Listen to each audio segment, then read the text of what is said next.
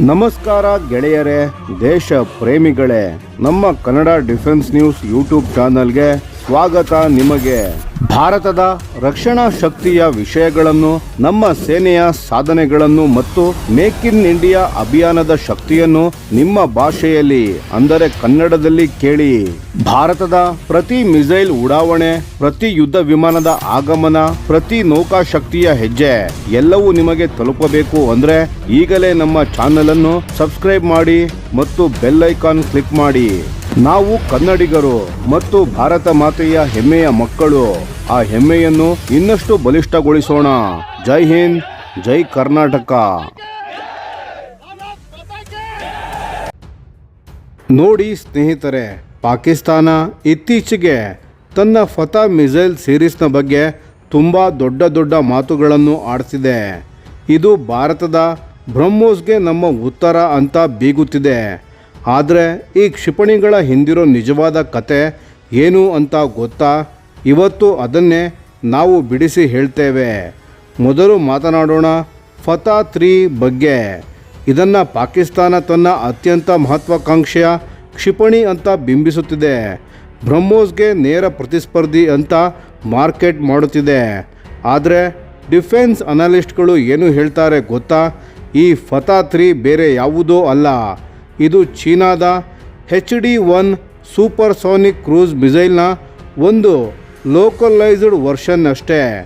ಈ HD-1 ಅನ್ನು develop ಮಾಡಿದ್ದು ಯಾರು ಗೊತ್ತಾ? ಗ್ವಾಂಗ್ಡಾಂಗ್ ಹೊಂಗ್ಡಾ ಬ್ಲಾಸ್ಟಿಂಗ್ ಕಂಪನಿ ಅನ್ನೋ ಚೀನಾ ಕಂಪನಿ. ಇದು ಒರಿಜಿನಲಿ ಒಂದು ಕಮರ್ಷಿಯಲ್ ಮೈನಿಂಗ್ ಎಕ್ಸ್ಪ್ಲೋಸಿವ್ ಕಂಪನಿ, ಅಂದರೆ ಗಣಿಗಾರಿಕೆಗೆ ಬೇಕಾದ ಸ್ಫೋಟಕವನ್ನು ತಯಾರಿಸೋ ಕಂಪನಿ. ಎಲೈಟ್ ಏರೋಸ್ಪೇಸ್ ಇಂಜಿನಿಯರಿಂಗ್ ಕ್ಷೇತ್ರದಲ್ಲಿ ಇದಕ್ಕೆ ಯಾವ ಹಿನ್ನೆಲೆಯೂ ಇಲ್ಲ.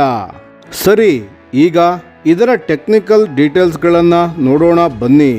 ಫತಾ 3ಗೆ ಸಾಲಿಡ್ ಫ್ಯೂಯಲ್ ರ್ಯಾಮ್ಜೆಟ್ ಇಂಜಿನ್ ಮತ್ತು ಲಾಂಚ್ ಬೂಸ್ಟರನ್ನು ಬಳಸುತ್ತಾರೆ. ಇದರ ಕ್ಲೈಮ್ಡ್ ರೇಂಜ್ ಅಂದರೆ 290ರಿಂದ 450 ಕಿಲೋಮೀಟರ್ಸ್.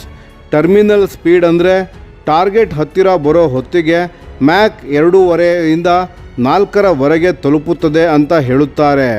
ಈ ಸ್ಪೀಡ್ನಿಂದ ಏನಾಗುತ್ತದೆ ಅಂದರೆ ಎನಿಮಿ ಏರ್ ಡಿಫೆನ್ಸ್ಗೆ ರಿಯಾಕ್ಟ್ ಮಾಡೋಕ್ಕೆ ತುಂಬ ಕಡಿಮೆ ಸಮಯ ಸಿಗುತ್ತದೆ. ಅಷ್ಟರ ಮಟ್ಟಿಗೆ ಇದು ಥಿಯರಿಟಿಕಲಿ ಒಂದು ಅಡ್ವಾಂಟೇಜ್. ಆದರೆ ಎಕ್ಸ್ಪರ್ಟ್ಸ್ಗಳ ಪ್ರಕಾರ ಒಂದು ಮುಖ್ಯವಾದ ಮಾತು ಹೇಳುತ್ತಾರೆ. HD-1 ಅನ್ನು ಡಿಸೈನ್ ಮಾಡಿದ್ದೆ ಬಡ್ಜೆಟ್ ಫ್ರೆಂಡ್ಲಿ ಎಕ್ಸ್ಪೋರ್ಟ್ ಮಾರ್ಕೆಟ್ಗಾಗಿ ಅಂತ.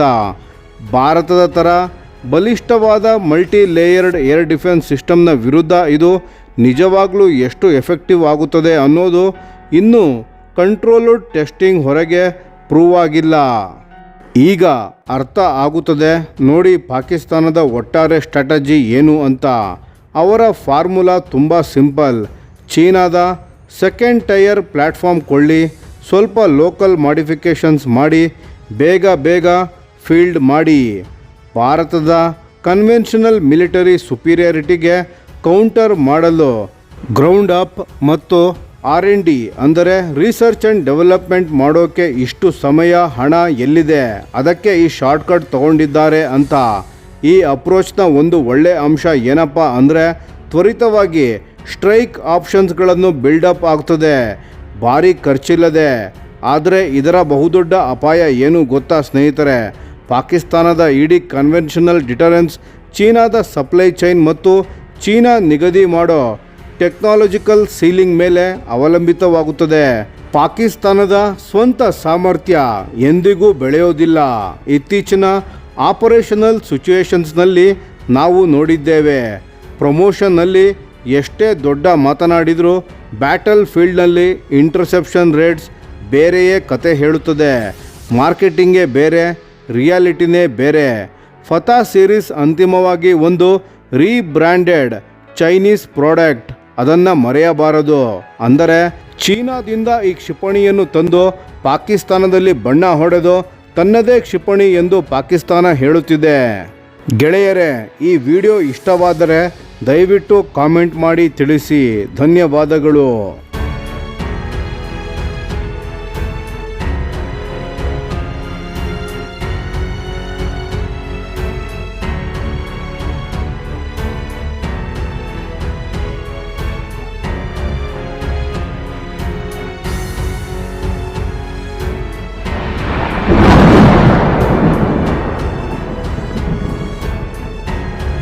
ಈ ವಿಡಿಯೋ ನಿಮಗೆ ಇಷ್ಟವಾಗಿದ್ದರೆ ಲೈಕ್ ಮಾಡಿ ಮತ್ತು ನಮ್ಮ ಚಾನೆಲನ್ನು ಸಬ್ಸ್ಕ್ರೈಬ್ ಮಾಡಿ ಹಾಗೂ ಬೆಲ್ ಐಕಾನ್ ಒತ್ತಿ.